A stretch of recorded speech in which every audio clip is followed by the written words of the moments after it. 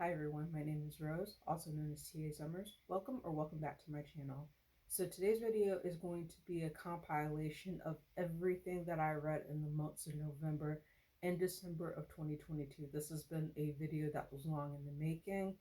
Unfortunately, because of a lot of things that were going on in December, I was not able to do a full, complete November wrap up of everything that I read in the month, as well as kind of being in a reading slump for much of December, considering it was a holiday time and everything was pretty hectic, and trying to actually be able to get through some of my reads. Plus, my eternal vice of book hopping between different things. That's usually what happens when I get excited in terms of trying to take on more than I can chew and reading between different books. I went up to about a total of 20 books that I was reading between simultaneously, and I just had to tell myself, no, I need to scale it back because otherwise I'm not going to be able to complete any books in a timely manner. So that's kind of like the spectrum of like what my last couple of reading months have been like. I was very productive in November on the part of competing in two book challenges, which I talked about in a previous video, both the 30 and 30 manga challenge as well as the Skoden readathon. And you can see that video linked in the cards as well as down below. But I'm going to get into the scope of everything that I was able to read during the last 2 months of 2022. This video will definitely be going up in 2023. So at the time that you're seeing this video, hello, it's a new year. Congratulations, we made it to 2023. Huzzah.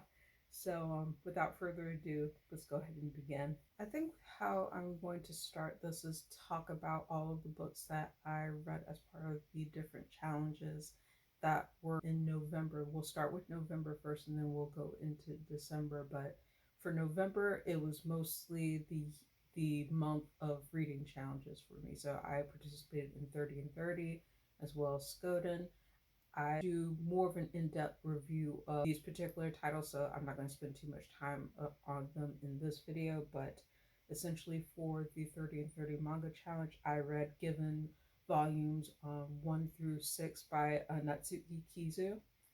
I read Trickster Drift by Eden Robinson, which is the second in the Trickster trilogy as part of my Skoden readathon. Ramen One Hat by Rumiko Takahashi, volumes 2 and 3. All of the complete collection of A Silent Voice, which is by Yoshitoku Oima. I have the Collector's Volume 1 as well as Collector's Volume 2. I was able to complete that in the month of November. We Are Water Protectors, which is by Carol Lindstrom as well as illustrated by Michaela Goad for the Skoden Readathon. White Horse by Erica T. Worth, which was a Book of Month pick as well as part of my Skoden readathon. Reading Dead Silence by S.A. Barnes, which was one of my favorite reads of November, and that it was covered in my reading vlog, which I'll link down below as well. One Summer Weekend by SHANNON STACEY. That was another novella that I was able to read during that particular reading vlog. Legends and Lattes by Travis Baldry, which was also part of that same reading vlog when I was revisiting my hometown library. So that will be linked below as well. And I give my whole thoughts about that. But yeah, those were the books that I've already talked about in the two videos that I mentioned. So now we're going to get into the ones that I have not mentioned for the month of November that I was able to get to. So the very first book that I'm going to talk about outside of all the reading marathons and vlog reads that I had in the month of November is actually the very first one that wasn't part of a reading challenge that I picked up on my own. And it's one that I wanted to get to for the longest time in terms of atmospheric sci-fi horror, and had been on my TBR for a long time, and I'm finally glad to say that I was able to get to it. This is The Luminous Dead by Caitlin Starling. And this is essentially a sci-fi horror slow burn atmospheric novel which centers on two women who are trying to survive a dive on an external planet in terms of a contentious relationship between them, because you're following Jair, who is enlisting in this dive experiment, which is high risk, high reward expedition, which is kind of done under sketchy terms. She lies about her credentials, she lies about her experience in order to get this very lucrative job that she wants to get to. And Gyre is under the impression that she is making this planetary dive with a whole team, with a whole crew, but then she realizes very quickly that she's the only one that is being sent on this planetary dive mission, and it's under the tutelage of someone who she doesn't know is on the other end of the intercom until the other woman introduces herself, which is M. So essentially, you're following these two women, M being the navigator who has been on, as you read through the novel, been on these expeditions before, but these various expeditions have failed.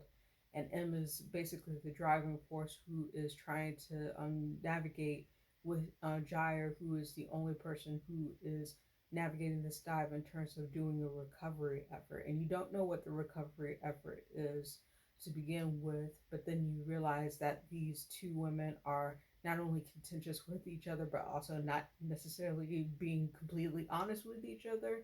But if they're going to, but if Gyre is going to survive this dive, if she's going to survive, then she has to trust him, and she has to like navigate the process of finding out what the truth is, what the truth of the mission is, while surviving the elements of this dive, as well as other threatening dangers that she's not necessarily aware of when she goes into the dive. So it's a really interesting character study of both Gyre as well as M, and I really liked the tension between them and these slowly unraveling elements as you get through the story, because a lot of it is basically like leaving you in the dark and then progressively gets you into the loop of this particular story.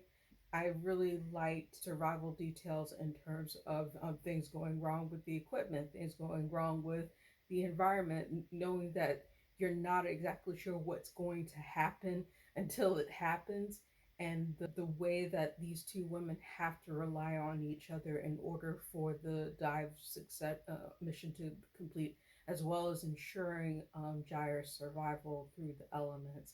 So I thought that this was a novel that was really well done.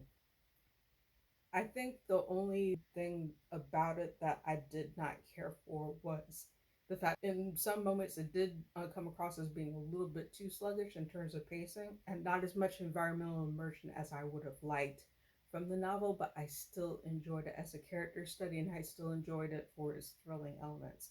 So I think I gave The Luminous Dead 3.5 out of 5 stars. It was very well done. I love the audiobook narration. Demwile Ojo did a phenomenal job of narrating the audiobook. So that is The Luminous Dead by Caitlin Starling. I give it 3.5 out of 5 stars, and I really enjoyed it. And it definitely fit the bill in terms of what I was expecting for a sci-fi horror, with a few caveats. I'm not going to spend too much time on rehashing some of the rereads that I did in the month of November, because I did have quite a few of them in terms of books that were not new to me, but that I decided to revisit in the month of November. One of them was the precursory novella that was the introduction to Brandon Sanderson's Legion series.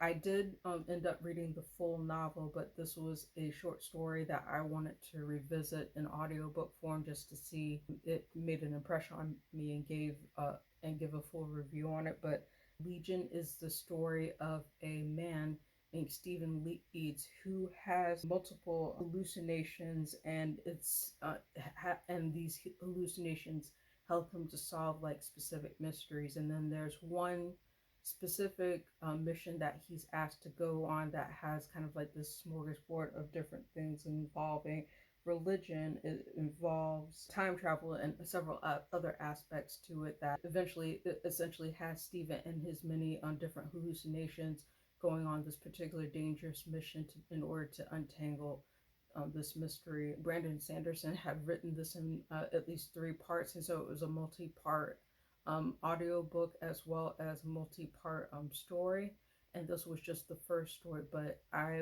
will have a comprehensive review of the whole collective volume of Legion when I have the opportunity to do so. But I did reread the first section of that three-part story in the month of November, and I really enjoyed it. I think I gave this 3.5 out of 5 stars.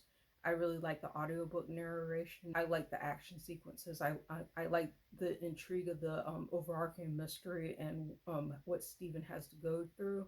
But it wasn't intrigue. It wasn't my favorite Sanderson short story, which I would probably give to The Emperor's Soul if we're going with his adult fantasy. But I really enjoyed it, and I thought that it was a great precursory story to what eventually led into the whole Legion novel. Correction, I actually gave the first part of Legion 3 stars, not 3.5 stars. Just want to make sure that that's clear before I do anything else. But yeah.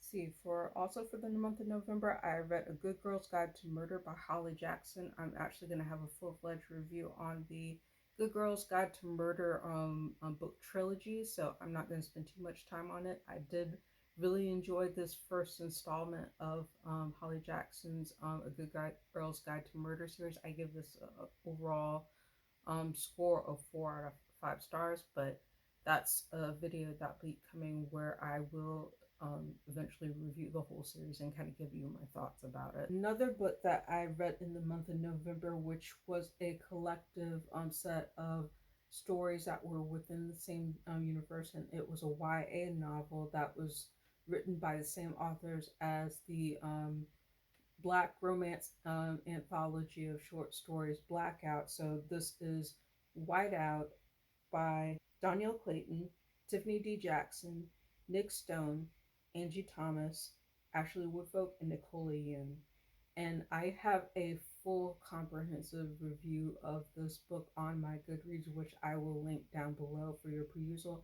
I gave this 3.5 stars. I thought that it had a collective set of stronger stories in this volume than Blackout did in terms of things, even though the central story was not as strong in Whiteout as it was in Blackout. But essentially you're following a set of characters during this massive snowstorm. You're following Stevie's attempt to rekindle her relationship with Sola while in the backdrop of all these other collective cast of characters within this massive snowstorm. And it's kind of the situation where, like, are people going to be able to do what they can do in time in order for this relationship to be salvaged, while also focusing on the lives of these individual teens in terms of the holiday, as well as trying to navigate their own relationships and things like that. So collectively speaking, I thought it was a good compilation in terms of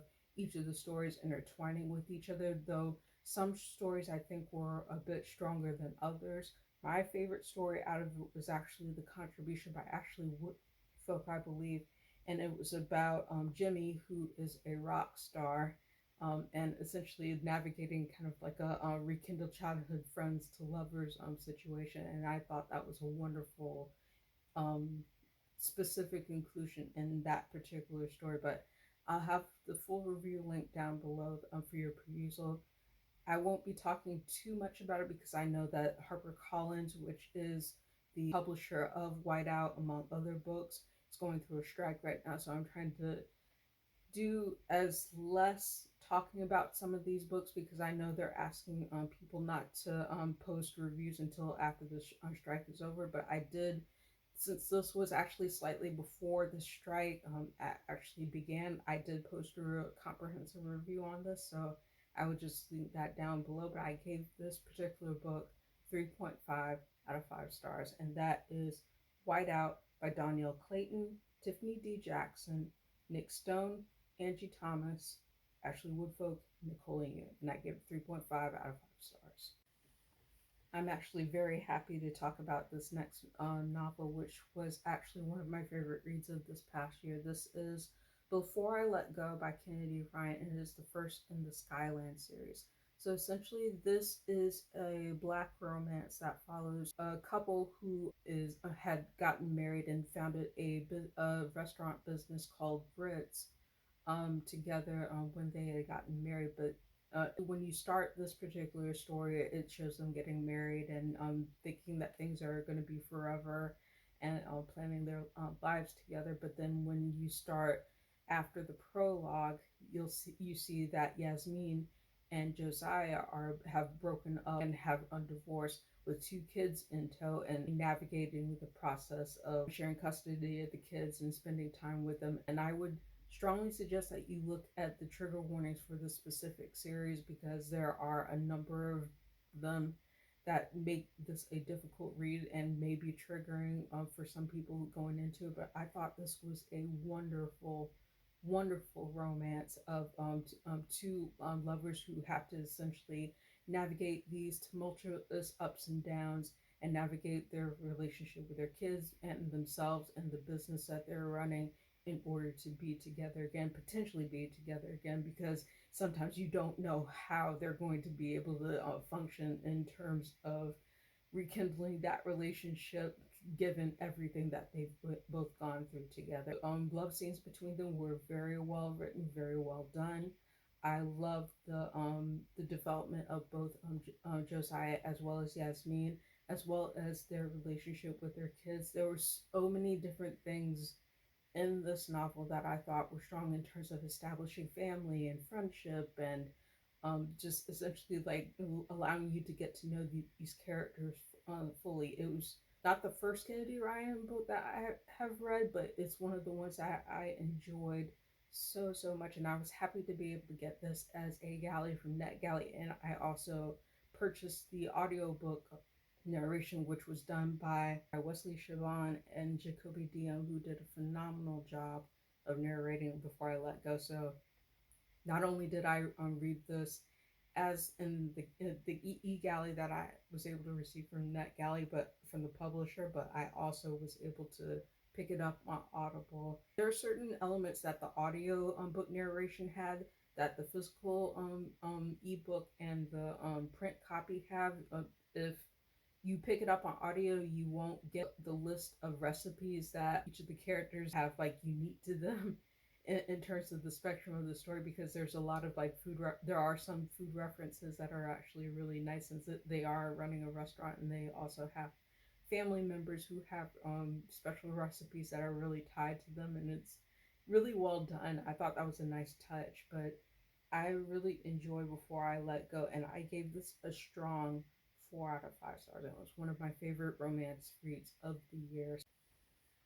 Some of the last reads that I read in the month of November are ones I'm going to actually cover in more detail in other videos because of different content that I have planned for the channel, but I'm going to just briefly go through mentioning these titles without doing an in-depth review. I read Witchlings by Claribel A. Ortega, and I gave this 4 out of 5 stars. Really strong middle grade fantasy that has different houses and a cast of colorful characters. It's just a really well done middle grade fantasy. I was happy to see that it was nominated for Goodreads Choice Awards. Unfortunately, it didn't win, but it was a strong contender, and I definitely see the appeal and why it was so well loved. I reread Tia Williams' 7 Days in June. I'm actually planning a collective review video on Tia Williams's works.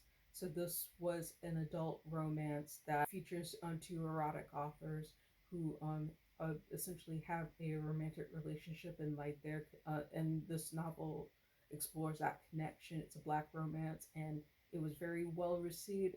And I loved Tia Williams's writing in this particular book. Like there's just so much about it that I really enjoyed, and I was glad to be able to reread it for myself. A more in-depth review of 7 Days in June will be coming in a later video, but I gave this a 4 out of 5 stars.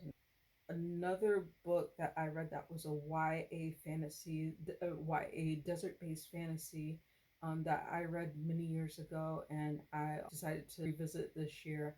And I'm actually going to feature that in a collective video that's dedicated to Nafisa Azad's body of work, because I don't think that this particular book gets enough love on YouTube, and I wish that it did. This is The Candle and the Flame by Nafisa Azad. I believe I gave this 4.5 out of 5 stars. I gave this 4 out of 5 stars, and it was a strong 4 out of 5 stars. I really enjoyed it from the level of Azad's writing and the overarching story and world building. I'll talk more about that in a collective future of Nafisa Azad's writing, because I feel like a lot of her books, she even just came out with a new book this year, which I believe is Road of the Lost. Yeah, Road of the Lost just came out this year, and I got a galley of that, and I'm going to be reading and reviewing that book as well. But I was able to finish a reread of The Candle and the Flame, and I gave it a strong 4 out of 5 stars.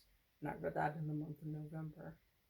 That was all of my reading for the month of November. So now we're going to get into my December reads, and I'm going to just briefly go through a lot of these, because my reading month for December was not a lot, but it was, at least it was enough to be able to complete my book challenge for 2022, in which I read 100 books, and I'll talk about the collective of that in a later video. So the very first book that I was able to complete in the month of December was actually a very popular adult romance title, Emily Henry's Book Lovers. It is my very first Emily Henry book, and I was pleasantly surprised.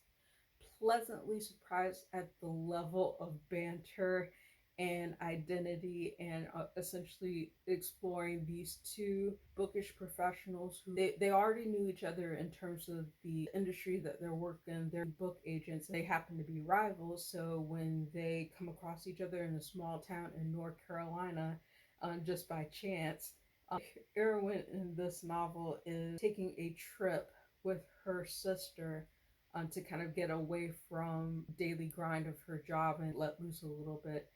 And her sister has devised like this plan of helping her help Nora Stevens to kind of unwind and relax and do different things. But when she comes across her rival Charlie, they end up having an unexpected connection in terms of all these, in the midst of all these things, different things that are going on with them in the story. I thought it was wonderfully well done, not just on the level of establishing both of those characters and their banter, but also on kind of diving into each of the different things that they're dealing with in their personal life. And I know that there are a lot of people who have mixed opinions about Emily Henry's book, but I thought that for the way that this was done, and for my first time coming into her works, it pleasantly surprised me. It pleasantly surprised me. I gave this a total of 4.5 out of 5 stars for not just the writing and also my connection to the characters, but also the strong audiobook narration, which was done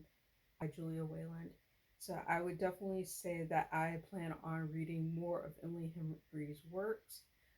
I really enjoyed it. This was Book Lovers by Emily Henry, and I gave it 4.5 out of 5 stars. So the next two books that I'm going to mention are actually poetry collections, one of which is a YA poetry collection, and the other is adult, more general poetry collection. But I'm going to talk about the first poetry collection that I was able to finish, which is kind of written in a more prose-like style, but it is an unfolding story, a girl's experience from an immigrant family. This is Home is Not a Country by Sophia Ejelo.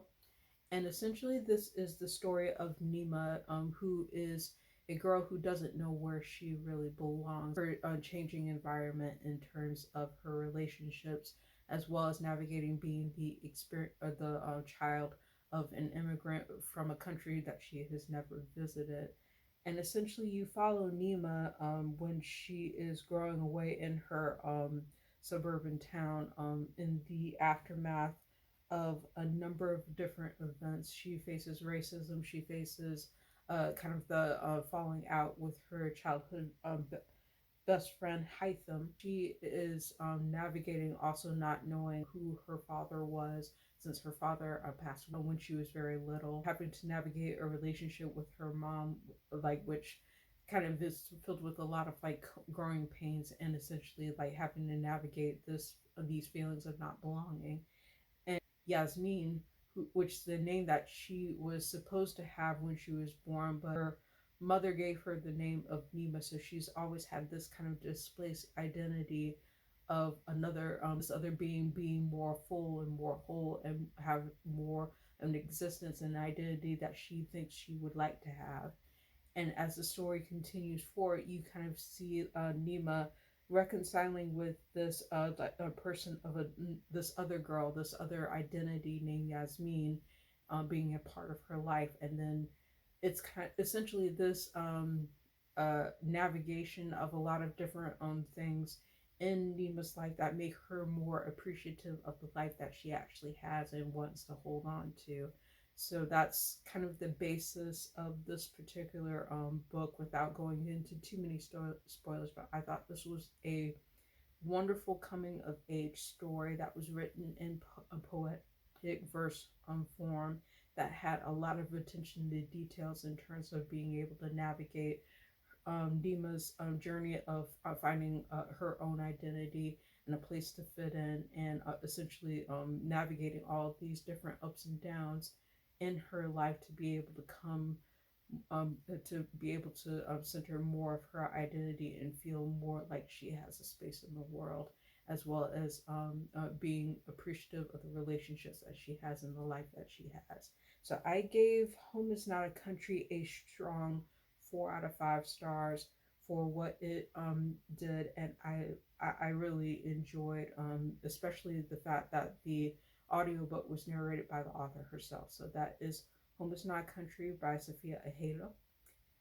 And second poetry collection that I was able to read was the winner of the Goodreads Choice Award, and one that I was able to enjoy very much. This is Amanda Gorman's Call Us What We Carry. Speak of it briefly, it's essentially a collection of poems that center on navigating the experience of the pandemic, of the COVID pandemic, where things had shut down and changed, and just identifying a lot of different emotions from the loss of connection or the rekindling of connection, and the sense of identity that in terms of navigating all of the different things that happened in the pandemic, from Gorman's very strong, very evocative poetry that she divides them into and navigates these different topics in the schema that I thought it was really well done. I thought it was very emotionally impactful, and I gave it 4.5 out of 5 stars. It was one of my favorite reads of the year, and I was glad to be able to pick that up as well. Before I talk about the manga volumes that I was able to read during a very lengthy reading marathon that I rallied behind, I'll talk about this one novella that was actually just released, and it could not have come at a better time because I was definitely looking for stories that I could pick up very quickly and identify with. This is the third novella in the Night Shift series. This is Faded Memories by Christina C. Jones.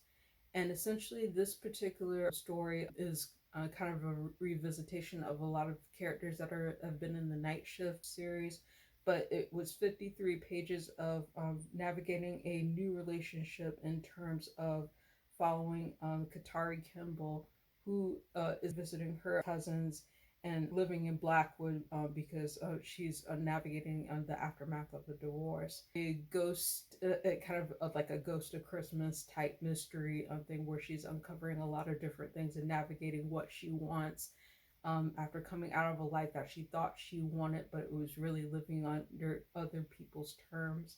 And I thought it was really done well in terms of following Katari's journey. It was very, very short.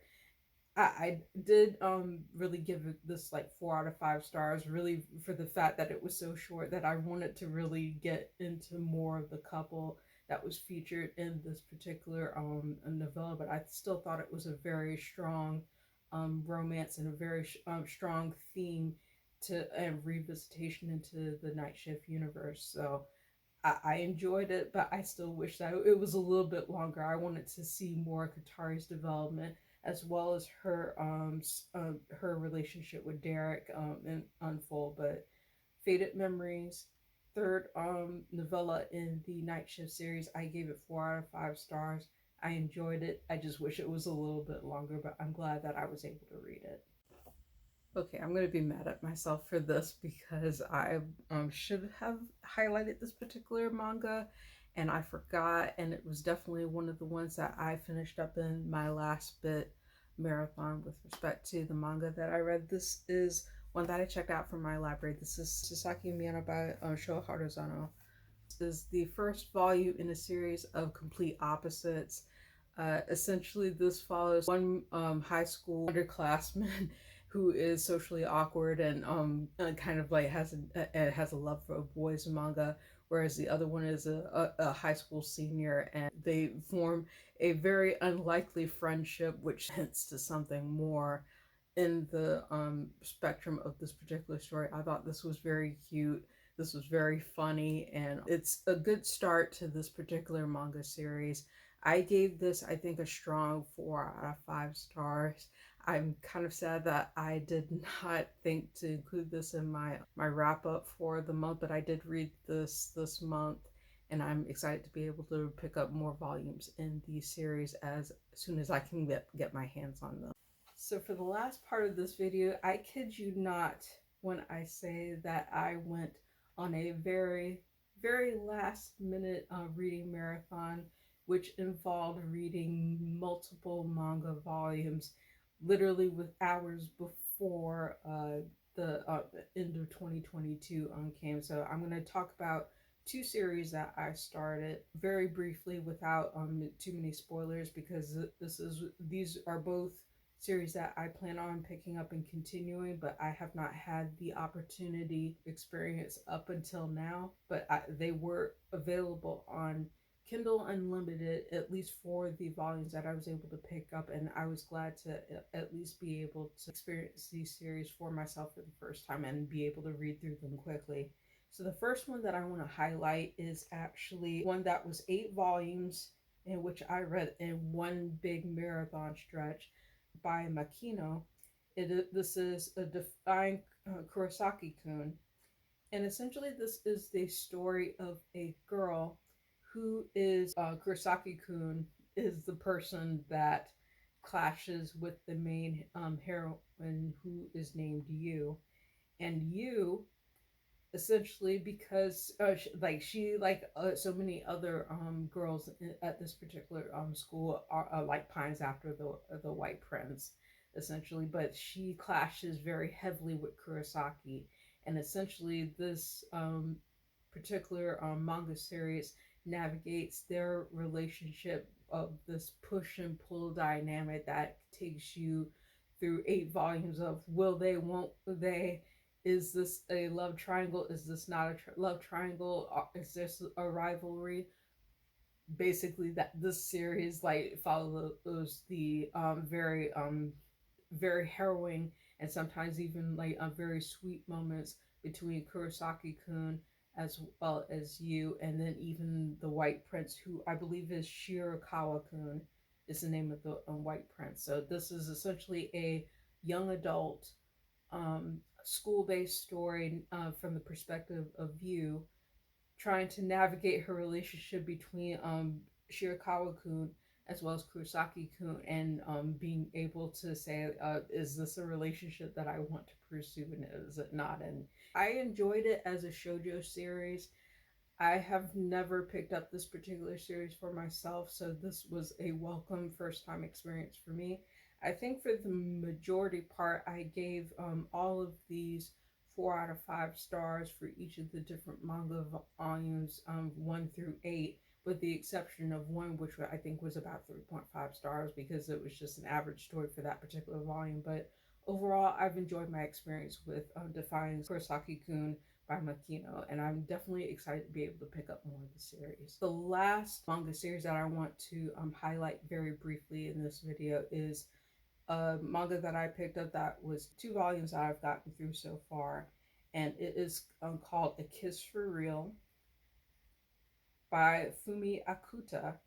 And essentially this is a story, a high school story of a girl who is named Chitose, and she is navigating her high school experience with faking her way like to being the ideal person that she thinks people expect her to be. But it's one of those things where people can see through her mask and they think that makes her boring or just like unappealing or standoffish. And it isn't until she meets other boy who's more free spirited and says, I like seeing the actual you who actually makes things and is interested in art and things like that. that gets Chitose to be able to break out of that shell and be more of her authentic self. So that's essentially the premise of this particular series without going into too many details. I read the first 2 volumes. I was pleasantly surprised by both the artwork in this as well as the attention to detail for the characters. It um, it has some cute moments, but I do think that it is a little bit slower in terms of the pacing. For the first volume, I gave it 3 stars, and for the second volume, I believe I gave it 4 stars. I thought the second volume was actually stronger than the first volume for A Kiss for Real, because it kind of goes into more of the background of the boy that she starts connecting with, and kind of reveals that Chitose is not the only one who's keeping secrets, and essentially trying to navigate basically their relationship and the ups and downs that are associated with that. The boy that she comes to meet, his name is Itsuki. So this is essentially a series that navigates both Chitose and Itsuki's relationship, as well as their navigation in terms of living more authentic lives and being more in tune in terms of like navigating their relationship with each other as well. So I thought these 2 volumes were a strong start to the series. The first volume was about 3 stars for me, which I thought was okay, but I wanted the pacing to be a little bit better. And the second volume was actually a 4-star read for me, because I really liked how the development of the characters progressed in that second volume. So that is it for everything that I read in the months of November and December. That was a lot. When I tell you it was a lot, that is a lot of different books. And I'll put the number of books that I read between both of these months. I know it was definitely over 30. But I'll put the final count up here for your reference. But that's everything that I read in the months of November and December of 2022. Thank you so much for watching. If you like this video, please give it a thumbs up and subscribe and hit the notification bell to get updates on when I post more videos and more content like this. Thank you again. I hope you have a wonderful day, and I'll see you next video.